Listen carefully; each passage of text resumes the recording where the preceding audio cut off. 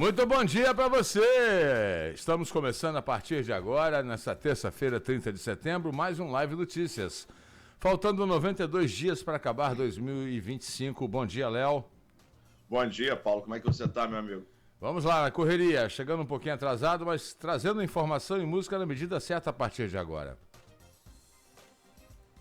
É isso aí, são 7 horas da manhã e 10 minutos. Dessa terça-feira, dia 30 de setembro, e faltam apenas 92 dias para acabar o ano de 2025. Daqui a pouco começam aquelas decorações de Natal, né? Não se fala em outra coisa, o ano chegando ao final. E aqui na Live FM, no Live Notícias, é muita música e informação, sempre na medida certa, das 7 às 9 da manhã. E também não deixe de participar pelo nosso WhatsApp 22997971007. Lembrando que estamos ao vivo também no YouTube, né, Paulo? É isso aí, no canal do YouTube da Rádio Live FM Campus 100.7, tá? Então vamos lá, vamos trazer as manchetes de hoje. Destaques do dia. Manutenção de emergência deixa bairros de Campos sem água. Brasil cria mais de 147 mil empregos com carteira assinada em agosto. Fachin assume presidência do STF e diz que Alexandre de Moraes merece nossa saudação e solidariedade. Diante de multidão, rapper Oron deixa a cadeia, mas terá que usar tornozeleira e está proibido de ir ao Complexo do Alemão. STF rejeita a tentativa da Alerj de tributar extração de petróleo no Rio de Janeiro. Carro capota e invade a ciclovia da Avenida 28, em Campos. Berta Lohan, atriz consagrada em programas de humor, morre aos 99 anos no Rio de Janeiro. Segundo a Polícia Federal, dragas do garimpo no Rio Madeira extraíram 245 milhões em ouro ilegal em 7 meses. Prefeitura de São João da Barra paga hoje salários de setembro. Mesmo com comprovação de irregularidades, proprietários continuam sem indenização pela perda das terras do Açu. São Paulo tem terceira morte por suspeita de intoxicação por metanol. Estados Unidos apresentam um plano de paz para Gaza com conselho presidido por Trump, anistia ao Hamas e possibilidade de Estado palestino. Lula veta parcialmente projeto que flexibiliza a lei da ficha limpa. Popó passa por cirurgia após briga generalizada em luta contra Vanderlei Silva. E ontem teve rodada do Campeonato Brasileiro. São Paulo perdeu em casa para o Ceará e se afundou em crise. E hoje o Galo enfrenta o Juventude lá em Belo Horizonte. E não podemos deixar de registrar o acidente trágico que levou a vida de uma mulher e o seu pai, né? Ontem, na Alberto Torres ali, que deu um nó no trânsito aqui na cidade. Infelizmente, é o que a gente fala aqui, um perigo, né? Então, consternado pela situação que foi, tá? A gente vai contar detalhes porque está no ar a partir de agora. Live Notícias. Um homem de 31 anos e uma mulher de 22 anos ficaram feridos após o carro ontem, né, onde estavam capotar na Avenida 28 de Março, na altura da Tarcísio Miranda, em Campos. Isso aconteceu ontem de manhã, a gente anunciou aqui na rádio. Segundo as informações do Corpo de Bombeiros. Fala, Paulo. A gente recebeu o vídeo aqui, né?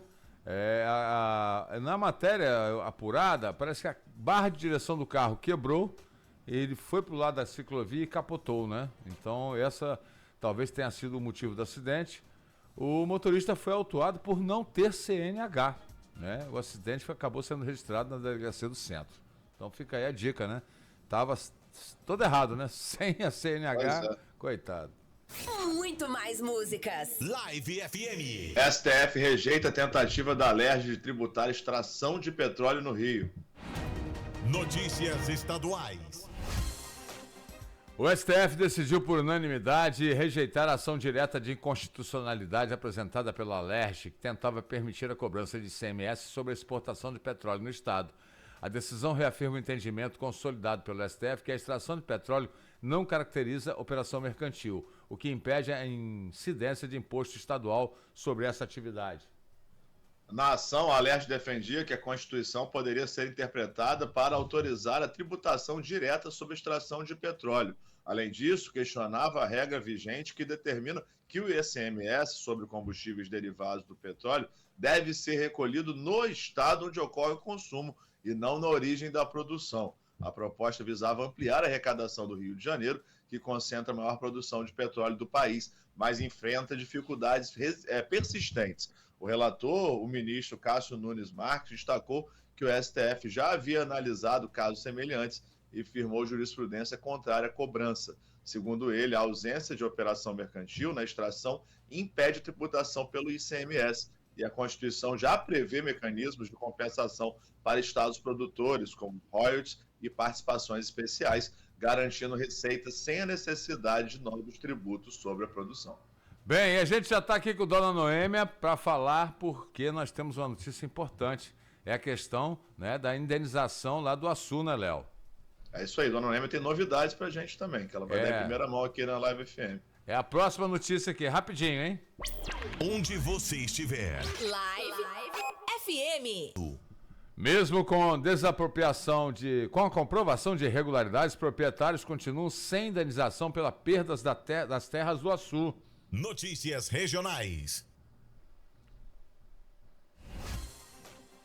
Para a construção do complexo portuário do Açu, então o governador Sérgio Cabral cedeu à LLX, empresa de Eike Batista, sem qualquer competição ou autorização legislativa, 1/3 do território de São João da Barra por 37,5 milhões de reais. Isso aconteceu em 2010. A área equivale a 75 milhões de metros quadrados e era avaliada pelos processos de desapropriação do curso na segunda vara da comarca de São João da Barra por 1,2 bilhão de reais. E diante desse escândalo, foi movida uma ação popular que acabou sendo sepultada pela 12ª Câmara do Direito Privado do Tribunal de Justiça do Rio de Janeiro em 2022. Segundo confessou o próprio Sérgio Cabral, ele recebeu vantagem indevida de Eike Batista no valor de 16,5 milhões. Só que, mesmo com a confissão, os contratos de compra e venda não foram anulados, apesar de denúncias do Tribunal de Contas do Estado do Rio de Janeiro. Por isso, o tribunal solicitou providência contra a grilagem de terras públicas, já que o Estado não recebeu pela área desapropriada e a Prumo ainda não pagou as indenizações aos verdadeiros proprietários. Atualmente, essas áreas atingem cerca de 10 bilhões de reais pelo valor de mercado. Até o momento, o Judiciário apenas realizou a troca incessante de peritos nomeados e os processos iniciados em 2008 permanecem sem solução. As terras foram alienadas a terceiros pela Prumo através de títulos de direito de superfície sem anuência do Estado ou da CODIM. E nós vamos falar agora com dona Noêmia. Léo, ela está na linha com a gente aqui. Bom dia, dona Noêmia. Prazer falar com a senhora. Bom dia para você, Léo. Bom dia para o André. E é um prazer, é uma alegria estar podendo falar com você através da Rádio Live. Dona Noêmia, como é que está a situação dos agricultores do Açu? Olha, é impressionante, sabe, Léo? Depois de quase 15 anos que os nossos agricultores perderam as terras, que era o único bem, né, que eles tinham, onde da terra eles tiravam todo o seu sustento para ter uma alimentação saudável, digna, ter uma vida digna, né? Dali eles tiravam tudo que precisava para gastar com médico, remédio. De uma maneira geral, era da terra que eles tiravam tudo. De repente, sem menor preparação para aquele povo, mais ou menos 3 mil famílias envolvidas, de uma maneira inexplicável, brutal, violenta, foram retiradas as terras daquele povo. E a maioria, né, daqueles agricultores, quase 500 famílias, ainda não recebeu nada, indenização nenhuma. E às vezes, Léo, eles alegam que é documentação. Agora eu faço essa pergunta. Se não, a documentação não estava correta, como que eles conseguiram desapropriar? Porque eu acho que uma coisa puxa a outra, né? Se conseguiu desapropriar, a documentação teria que estar correta.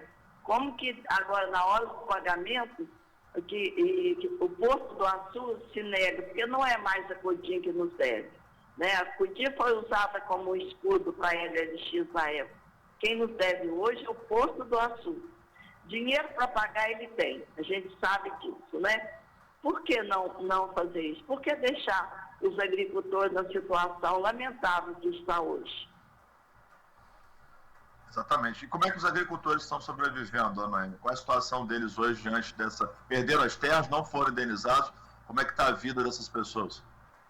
Muito difícil, Léo, porque você imagina um pessoal que só A única sobrevivência, a maneira deles sobreviver era através da terra.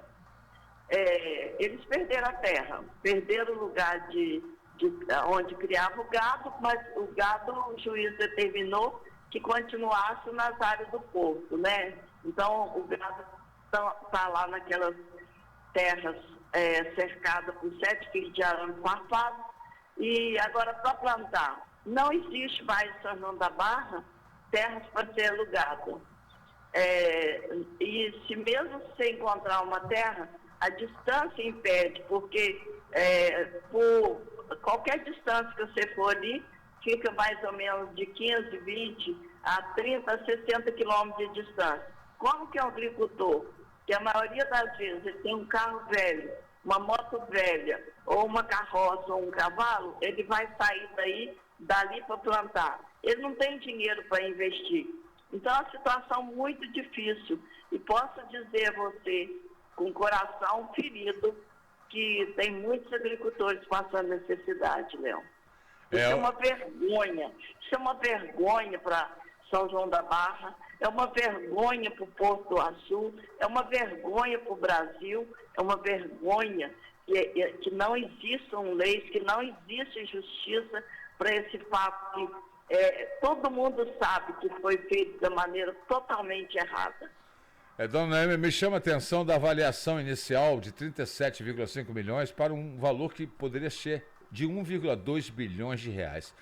A gente sabe que toda a produção aí de São João da Barra, Açu, Cajueiro, o caju era muito forte. Nós tivemos uma praga de caju, que acabou o caju em São João da Barra. Essa história só acho que tem alguma coisa a ver?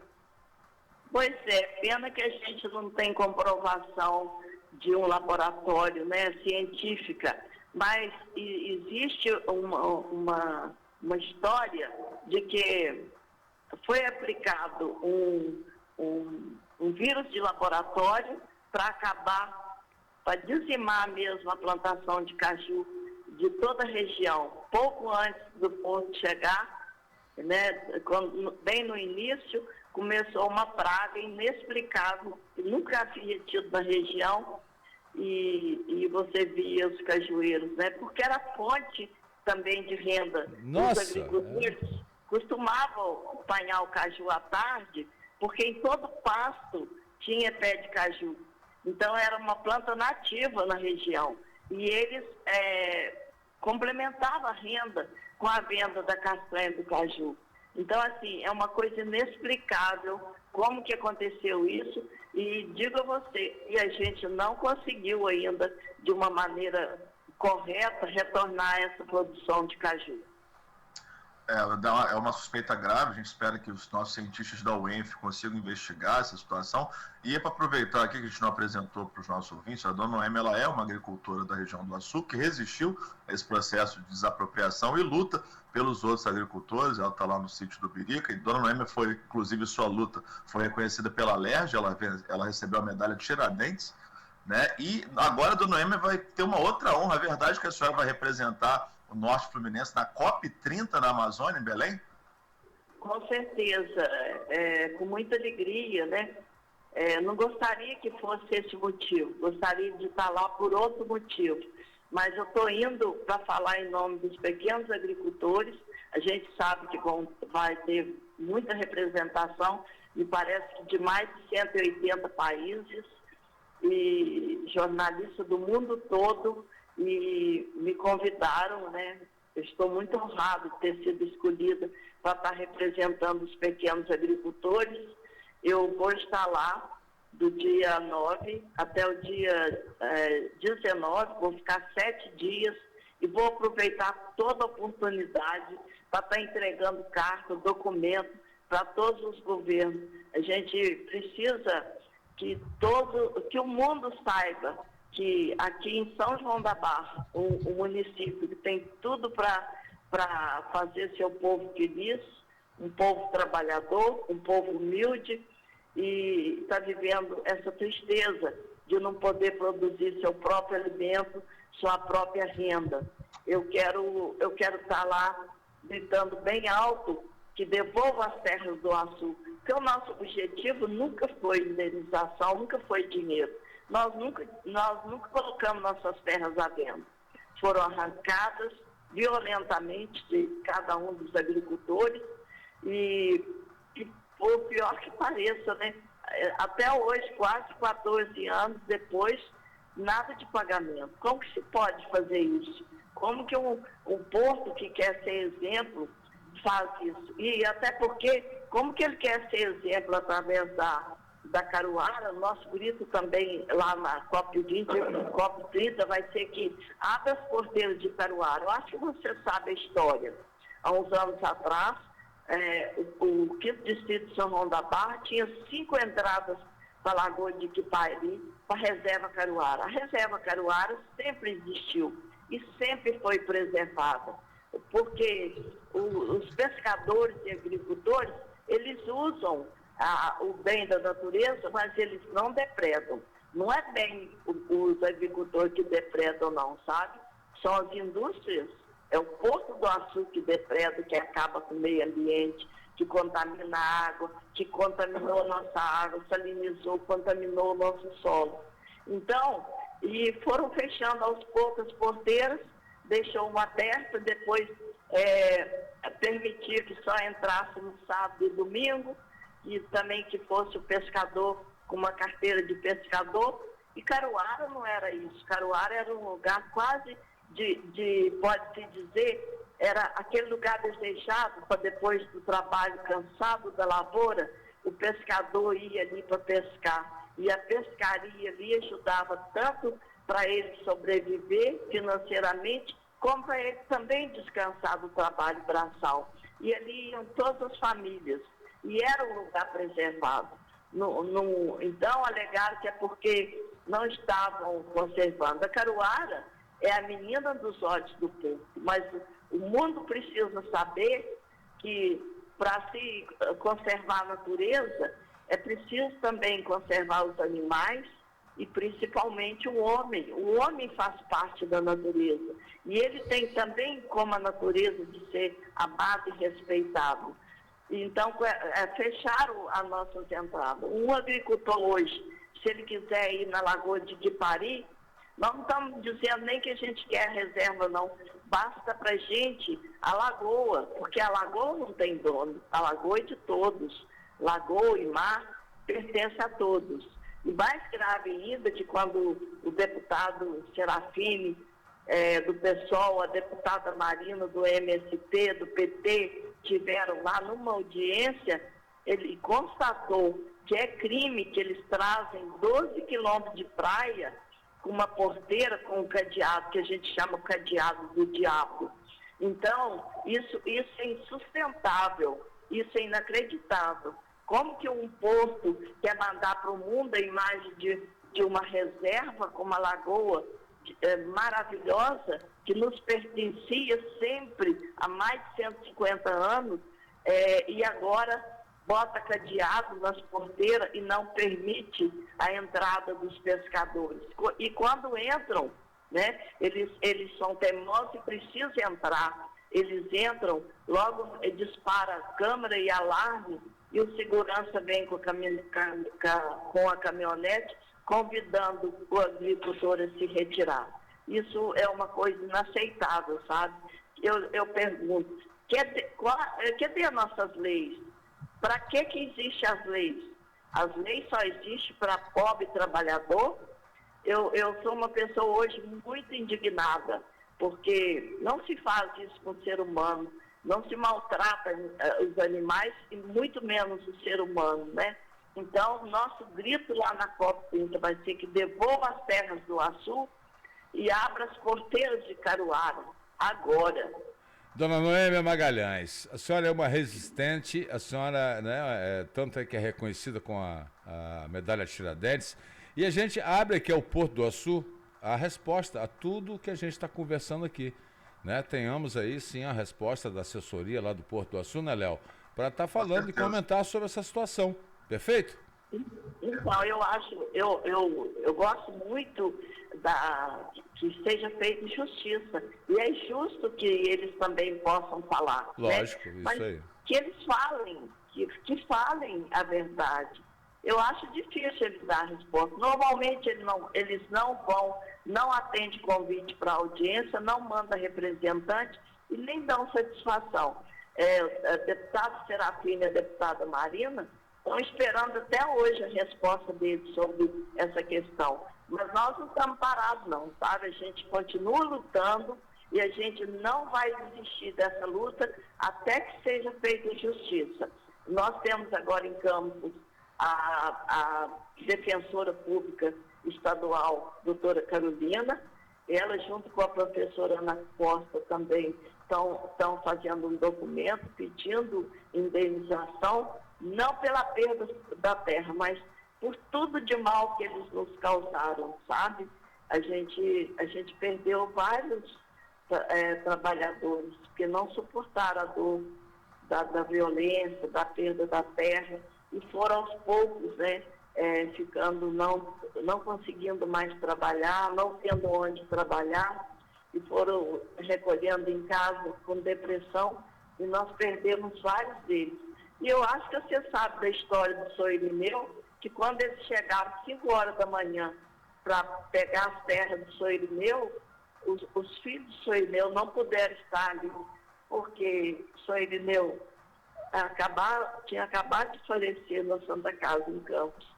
E a gente pediu que eles dessem 7 dias de luto para depois voltar para desapropriar, e eles responderam: lei dada, lei cumprida, é agora que nós vamos.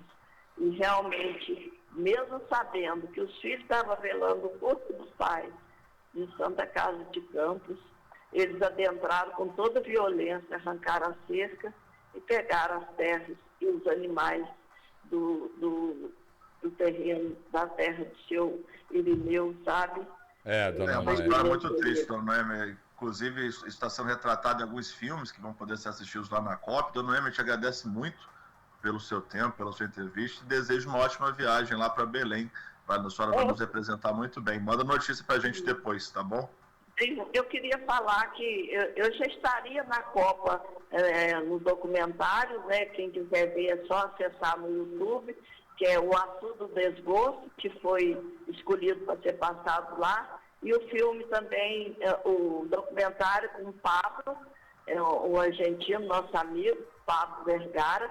E o filme Convivência é apenas uma ilha, que foi escolhido também para ser exibido lá. De qualquer maneira, eu estou nos dois, eu estaria lá, mas estando presente pessoalmente, vai ser muito melhor. Eu vou poder falar tudo aquilo que eu tenho guardado, toda a mágoa e toda a dor que o povo do Açu tem causado ao povo do 5º Distrito. E outra coisa, governo nenhum de São João da Barra move uma palha para defender os agricultores. Isso é muito triste, muito doloroso.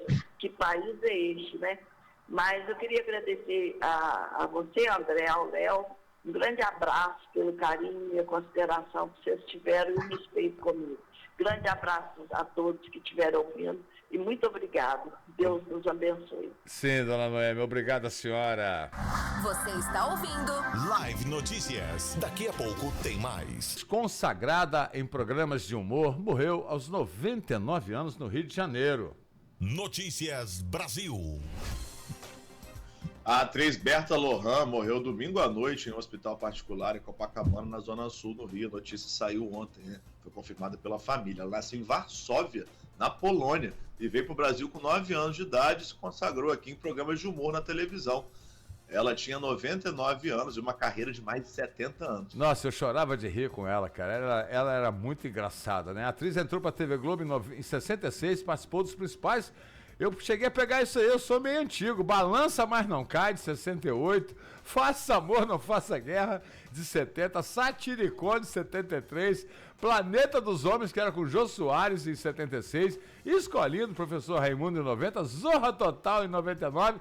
Grande Família, em 2012. Berta também esteve em novelas como Cambalacho, Dona do Pedaço. Ela era demais, né? E tem um detalhe interessante, Paulo. Na Grande Família, ela interpretou a mãe do Mendonça, que é o personagem A mãe do Tonico Mendonça, Pereira. isso E aí mesmo. tem um vídeo que circula aí nos grupos de torcedores do Goitacás, dela cantando o hino do Goitacás. É mesmo, rapaz? É um barato. Olha, o humor, gente, é a arte mais difícil de fazer. Vocês sabem disso, né? Sim. O humor tem que ter talento. Então a Berta vai ficar na nossa memória pro resto da vida. Onde você estiver. Live. Live FM. Federal Dragas do Garimpo, no Rio Madeira, extraíram 245 milhões em ouro ilegal em 7 meses. Meio Ambiente. A Polícia Federal estima que um conjunto de 277 balsas e dragas extraiu ouro ilegal no Rio Madeira, no sul do Amazonas e no norte de Rondônia, avaliado em 245,5 milhões de reais, levando em conta um período de 7 meses de atividade. Os impactos socioambientais foram calculados em 630,9 milhões de reais. Assim, os danos totais causados pelo garimpo na região de Humaitá, na Amazônia, em valores monetários, foram de 876 milhões de reais, conforme o cálculo. Em uma operação feita de 8 a 19 de setembro, no Rio, a polícia destruiu 277 balsas e dragas citadas no cálculo no dano ambiental. Foi a primeira ação iniciada e coordenada pela CCPI Amazônia, que é o Centro de Cooperação Policial Internacional da Amazônia, inaugurada pelo presidente Lula em Manaus no dia 9. A operação foi feita sem a participação do IBAMA. Segundo a Polícia Federal, a destruição de balsas e dragas ocorreu em atendimento a uma determinação da Justiça Federal do Amazonas. A prática do garimpo ilegal no Madeira, por meio de dragas, envolve diferentes comunidades ribeirinhas da região de Humaitá, assim como proprietários de grandes estruturas que navegam pelo rio para a exploração de ouro. Inclusive, Paulo, essa ação houve a reação da comunidade local contra a operação, que mostra como que a dependência econômica dessa região da atividade de garimpo ilegal. Isso mesmo. Então, olha, temos aqui a Prefeitura de São João da Barra paga hoje o salário de setembro e logo depois do comercial e da música nós vamos falar sobre São Paulo, que tem a terceira morte por suspeita de intoxicação por metanol. Só se fala nisso, né? Sim. Você está ouvindo Morte por suspeita de intoxicação por metanol. Notícias Brasil. 8h43, a terceira morte na Grande São Paulo por suspeita de consumo de bebidas contaminadas por metanol foi confirmado ontem pela Prefeitura da cidade de São Bernardo do Campo. Trata-se do segundo caso fatal na cidade. Um outro óbito foi registrado na capital paulista. Pela nota da Prefeitura de São Bernardo, um homem de 45 anos morreu no sábado após ter sido atendido em um hospital particular. Outro homem morreu em 24 de setembro, após atendimento no hospital de urgência da cidade. Ainda segundo a nota, o Instituto Médico Legal da cidade investiga se a causa das mortes foi realmente a contaminação pelo metanol. Bem, a Prefeitura informou que este ano foram registrados 14 casos suspeitos de intoxicação por metanol após o consumo de bebida adulterada. O óbito registrado na cidade foi de um homem de 54 anos da região de Moca, né? Morto no dia 15 desse mês. Léo, uma situação que só se fala nisso, né? Todos os noticiários e jornais. E como é que vai ficar essa situação? É muito complicado, Paulo. As pessoas estão preocupadas porque fica difícil você confiar na qualidade das bebidas destiladas, né? Suspeitos que há envolvimento do PCC nessa distribuição de bebidas adulteradas e é muito complicado. Eu, particularmente, não gosto de bebida destilada, não. Eu também não. Tomo só cervejinha, mas mesmo assim tem que tomar cuidado para não ter cerveja adulterada no caso das embalagens de vidro. Complicado demais, né? 100.7. Live FM. Paz para Gaza com conselho presidido por Trump. Anistia ao Hamas e possibilidade de Estado palestino. Notícias internacionais. Os Estados Unidos divulgaram ontem um plano de encerrar a guerra na faixa de Gaza. A proposta prevê a criação de um conselho internacional presidido por Donald Trump, anistia integrantes do Hamas que entregarem as armas e a possibilidade de criação de um Estado palestino no futuro. A proposta esclarece que o Hamas tem 72 horas para devolver todos os reféns israelenses mantidos em Gaza, após Israel aceitar os termos do acordo. Na teoria, o prazo já estaria valendo, mais uma vez que Trump disse que o primeiro-ministro Benjamin Netanyahu concordou com a proposta. Segundo a proposta, Gaza será transformada em uma zona desradicalizada, livre de grupos armados. O território passará por reconstrução com o apoio do Comitê Palestino e de especialistas internacionais. Autoridades do Hamas disseram que não receberam detalhes do plano. O grupo proposto pelos Estados Unidos atuará sob supervisão de um órgão internacional chamado Conselho da Paz, que será presidido por Trump. O ex-ministro britânico Tony Blair também deve integrar a estrutura. Não está claro se Israel participará do Conselho. Trump afirmou que, se o Hamas rejeitar a proposta, os Estados Unidos apoiarão medidas militares para eliminar o grupo terrorista de forma definitiva. Live FM 100.7. Você por dentro de tudo. Lula veta parcialmente projeto que flexibiliza a lei da ficha limpa. Política na Live. O presidente Lula vetou ontem trechos da proposta que flexibiliza a lei da ficha limpa e limita a inelegibilidade de políticos condenados a 8 anos. Um dos trechos vetados alterava o prazo inicial para contagem e os critérios de inelegibilidade por abuso de poder econômico ou político. Outra mudança vetada é em relação a processos já transitados em julgado, a chamada coisa julgada. A decisão foi publicada hoje no Diário Oficial e cabe ao Congresso apreciar posteriormente os vetos de Lula. Os deputados e senadores podem manter ou derrubar as decisões do presidente. A proposta aprovada pelo Congresso altera trechos da lei da ficha limpa e diminui o período durante o qual pessoas que foram condenadas ou tiveram os mandatos cassados ficam sem os direitos políticos com prazo máximo de 8 anos. Além de mudar o início da contagem, a proposta limita a inelegibilidade a 12 anos caso haja mais de uma condenação. Live FM. Live FM. Campeonato Brasileiro. Dada início aqui aos comentários e o que está rolando no Campeonato Brasileiro, porque começa a 26ª rodada, mas a 25ª terminou ontem com o São Paulo perdendo no Morumbi pro Ceará. O Vovozão despachou o São Paulo e o Crespo está dizendo que o São Paulo desandou, Léo. Pois é, o São Paulo ainda está ali, né, logo atrás da vaga para pré-Libertadores, está em 7º com 35 pontos, atrás do Bahia, que está o 6º com 40, mas mais uma derrota depois da eliminação vexatória para a LDU. São Paulo perdeu dentro e fora de casa, né, Paulo? É, rapaz, e hoje o Atlético Mineiro enfrenta o Juventude às 21h30 na Arena MRV. Então teremos rodada de meio de semana. Amanhã estaremos falando dos outros jogos, né? Porque o Vasco amanhã tem uma pedreira. Mas o Vasco está embalado. E eu confio no Vasco da Gama do Fernando Diniz para derrotar o Palmeiras amanhã. Mas a gente amanhã traz esse papo aqui. E você, né, que está ouvindo a gente desde cedo, obrigado pela audiência. Live Notícias volta sempre de segunda a sexta, de 7 às 9 comigo. Paulo André e Léo Pulha. Valeu, Léo. Isso aí, Paulo. Valeu. Até amanhã. Rádio Live, onde você estiver.